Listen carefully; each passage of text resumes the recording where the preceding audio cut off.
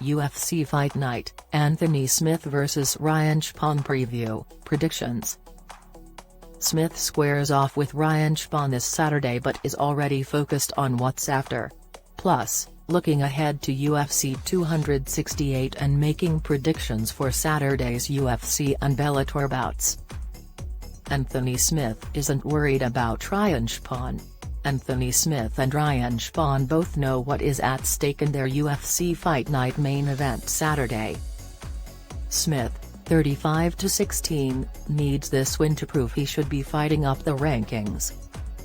Currently 6th in the light heavyweight division, he is on a 2-fight winning streak and cannot afford to drop this bout with his title aspirations.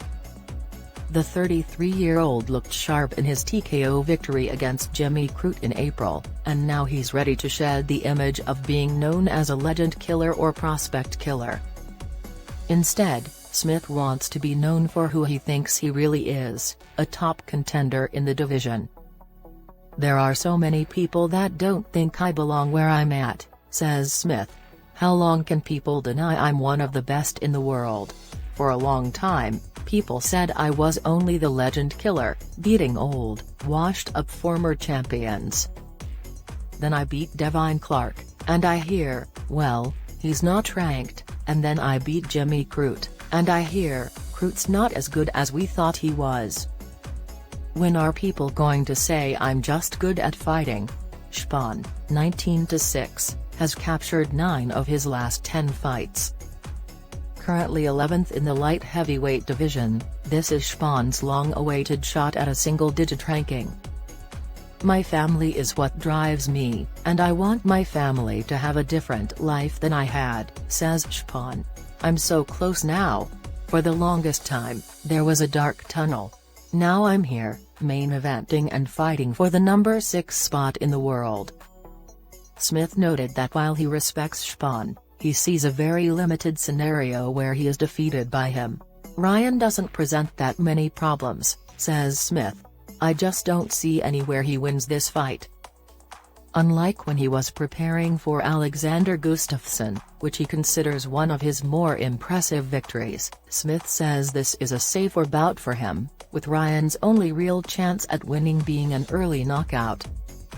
Unsurprisingly, Spann has a different perspective on how this fight will play out.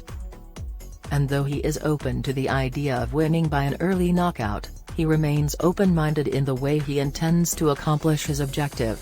"My game plan is to beat him wherever it goes," says Spann. "Whatever he thinks, let him think that. My son wants me to submit him. But I don't care. We can go 3 rounds or 5 rounds, knockout or submission. My goal is to win." Entering the bout as the favorite, Smith knows who he will call out following a victory. "Alexander Rakic, that's the fight that I want," says Smith. "Getting a win over him, that puts me next for the title. Gaethje Chandler could steal the show at UFC 268. UFC 268 in November is an absolutely loaded card.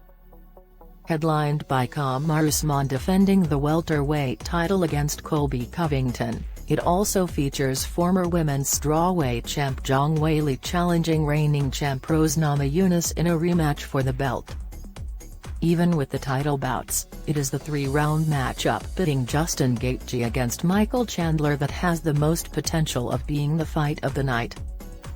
This will determine one of the next top contenders for the lightweight title. With only 15 minutes, the Gaethje-Chandler bout should be an all-out sprint. Chandler is likely to attack in the early moments of the opening round, leading to a violent response from Gaethje. Neither fighter can afford a second straight loss, especially in a division so crowded at the top. Another unique aspect of 268 is that MMA trainer Trevor Whitman has 3 of his fighters on the card. If Covington, Namajunas and Gaethje all win, that would be a remarkable night for one of the best coaches in the game. UFC and Bellator are back Saturday, so this week's picks will include bouts from both cards, which are both headlined by their light heavyweight division.